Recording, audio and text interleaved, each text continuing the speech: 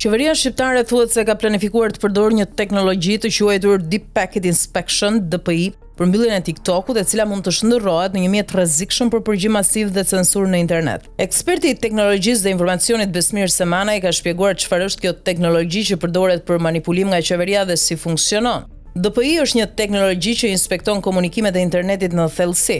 Kemi trafikun e pa inkriptuar, i cili me anë të kësaj teknologjie mund të lexohet në detaje. Pra mund shikohet çfarë ka në të.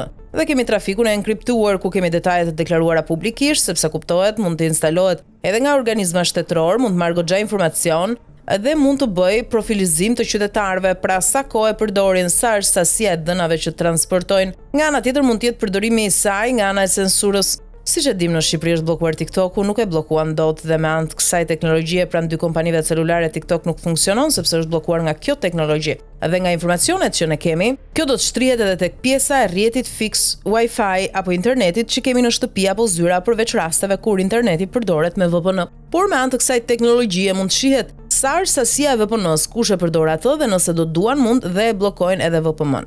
Dhe po të shikojmë se kush e përdor këtë teknologji, kemi dy tipologji shtetesh. Shtetet diktatoriale dhe autokrate, të cilët e përdorin për censur, por nga ana tjetër kemi dhe shtetet demokratike, të cilët e përdorin për mbrojtje dhe kjo bazuar në ligje shumë të forta. Dhe shqetësimi im ky është: kemi implementimin e një teknologjie të tillë, por nga ana tjetër kemi një terr informativ dhe nuk kemi një bazë ligjore të detajuar.